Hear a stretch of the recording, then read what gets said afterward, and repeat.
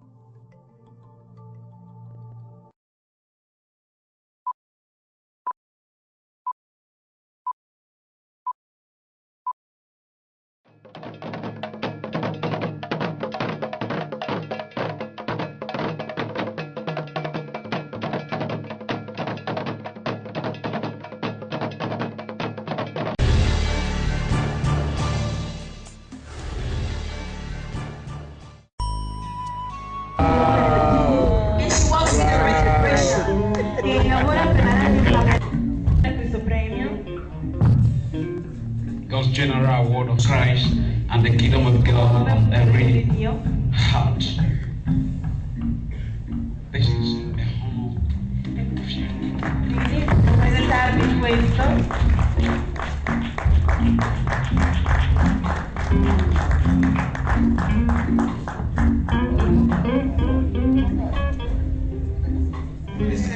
Thank you to God's generous award, to the President, the First Lady, the team that are behind you for celebrating as myself, my wife.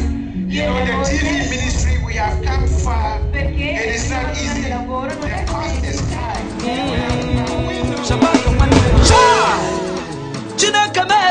Beautiful studios. Rebecca and Duce, putting on in UK. How to sing it now?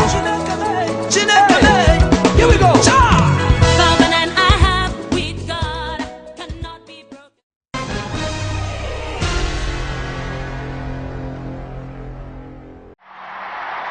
This was the moment Joseph Ratzinger became Pope Benedict XVI, the spiritual leader of more than 1 billion Catholics worldwide.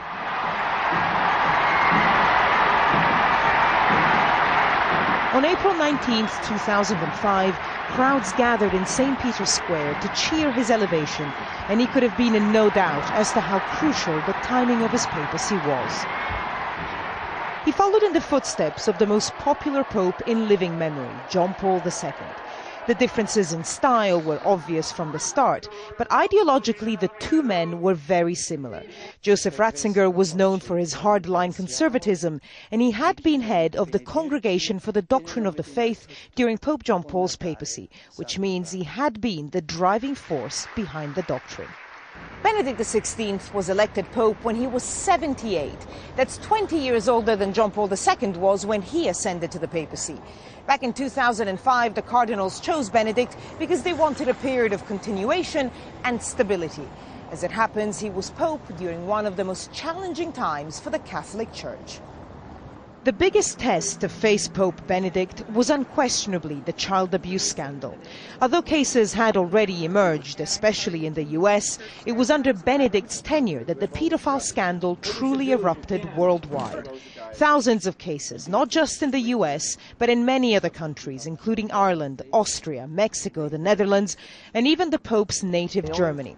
And most damaging of all, accusations and growing evidence that the Church had willfully covered up several cases, transferring the offending priests from diocese to diocese, only for them to molest yet more children in their care. The Vatican's damage limitation exercise was too little, too late to mollify the global outcry. The Pope did apologize and often met victims of abuse at the hands of priests. Above all, I express my deep sorrow to the innocent victims of these unspeakable crimes, along with my hope that the power of Christ's grace, his sacrifice of reconciliation, will bring deep healing and peace to their lives. But some of the accusations were aimed at the Pope himself and his time as Archbishop of Munich. Questions arose over how much he'd known about cases of priest pedophiles reported in his own diocese. The Vatican called these allegations false and defamatory, but they did little to reassure Catholics that the Church had fought the evil of child abuse strenuously enough. In October 2011, the signs of age and the pressures of travel began to show. The now 84-year-old Pope began to use a mobile platform to be wheeled up the main aisle of St. Peter's Basilica. The Vatican said it was to reduce fatigue. It would also avoid a repeat of the incident on Christmas Eve 2009 when a woman with psychiatric problems knocked the Pope down. The mobile platform was the first sign that Benedict XVI's strength was starting to decline. The word Catholic means universal, and that has been Pope Benedict's biggest challenge in an era of globalization, bringing together the values of a church that covers both liberal Western societies and more traditional ones in the developing world.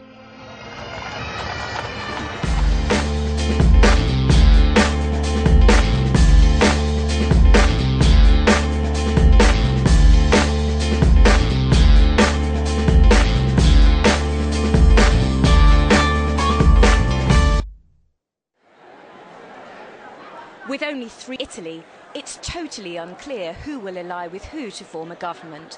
One thing is clear, though, that the Democratic Party, led by Pierluigi Bersani, is in the lead. But Bersani's party, like all the others, is unlikely to win enough votes to rule alone. Italy's current Prime Minister Mario Monti is continuing to go about his government business while also heading up a campaign for his newly formed centrist faction. It's trailing the Democrats in the polls and also coming in behind comeback king Silvio Berlusconi. The business magnate and former Prime Minister has launched what he's called his last great electoral battle and promised tax cuts if he wins. Monti's stuck in third place behind Berlusconi and the Democrats, polling at around 15% of the vote, the same level as this man, Beppe Grillo. The former comedian has shaken up the campaign with huge online support, and he aims to shake up policy as well, as he explained to Euronews. Less materials. Instead of 40 tonnes per person, use 20 tonnes. You can produce the same objects with half the material. A third of the energy. Instead of 6,000 watts, which is the European consumption average, let's reduce it to 2,000. And instead of a 40-hour working week, 20 hours. Grillo's got momentum, but with 3 weeks to go, anything could happen. The leader of the Democratic Party, Pierluigi Bersani, has given his reaction to the political stalemate following Italy's general election. Despite his party winning the largest number of seats in the lower house, no clear majority has emerged in the Senate, leaving the Eurozone's third largest economy in the political doldrums and prey to market jitters. The country has also rejected the EU cure for economic downturn: austerity. I say no to any discussion about alliances. Let's see what we have to do for change, and then we can all take responsibility before Parliament and the country. I don't know what Berlusconi and Grillo will say.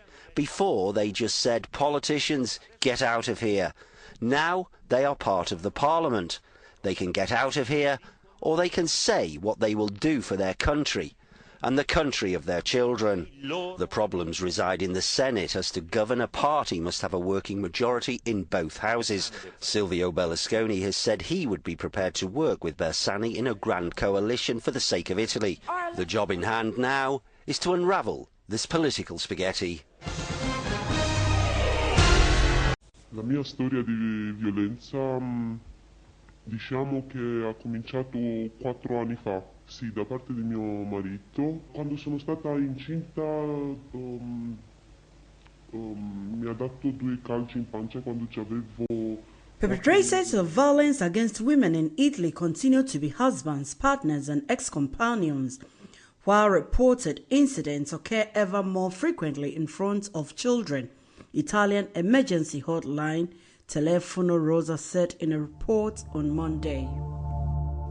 In 2012, 124 women were, quote, ferociously killed in the name of, quote, sick and murderous love, unquote, the report said. Authors of crimes against women have no particular, quote, profile, unquote. Quote, they are men between 35 and 54 years old, 61%, 21% of white-collar workers and often educated, 46% high school graduates, and 19% with university degrees, unquote, the report said. Of the men who abuse their female partners, 63% are reported to not be substance addicts. The same goes for women who do not fall in the specific demographic. Women victims are between 35 and 54 years old. 53% have a high school diploma and 22% university degree. 20% full-time office job and 82% have children. In 84% of the cases, the relationships are defined as normal. In 48 of the cases, violence occurs at the hand of the husband. 12% carried out by live-in partners and 23% ex-partners and husbands. The report noted that 82% of the women who called the hotline in 2012 said that their children witnessed the violence, up 7% from the previous year.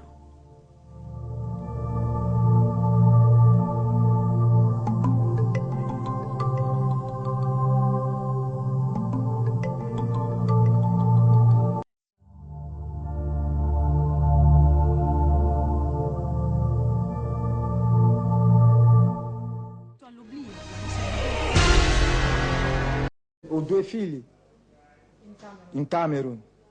Invece che io la manda soldi e lei che mi manda soldi.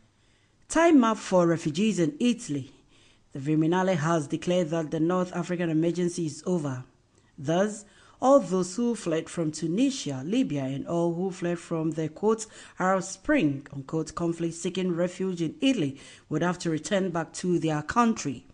Thus, these Arab Spring and those who found refuge under the North African humanitarian emergency have become homeless. Io non ho nessuno qua. Nessuno parenti, amici. Dormitories and Center for the Homeless are closing up their doors against these people, chased out of the hotels that had become their homes. For these months, these Africans are barely given enough time to pack out of their rooms. Uprooted from their homes, they traveled across the ocean for a better world. But now, the risk is that if the government does not find any better solution, Italians would have to bear with living with over 13,000 homeless asylum seekers on their streets. But to give an answer to those who demand why these Africans cannot simply return to their countries, their painful retort is, quote, tell me how I can return to my country of origin with the mega 500 euros given to me as a support for my new beginning, unquote.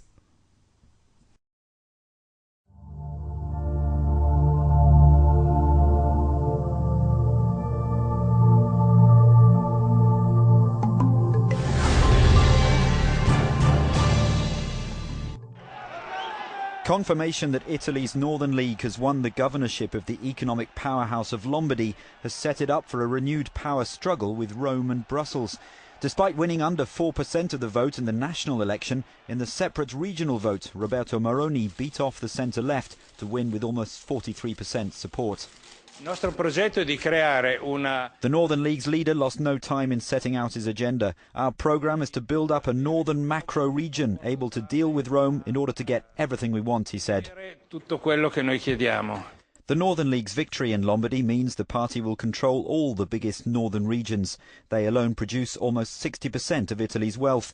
Traditionally Eurosceptic, the League is now looking to take advantage of the EU's own development plan to spread its influence beyond national borders. The European project aims to build up the region around the Alps and the Po Valley, Maroni says. It already includes 4 Italian regions, Slovenia, Carinthia, Switzerland and a French region.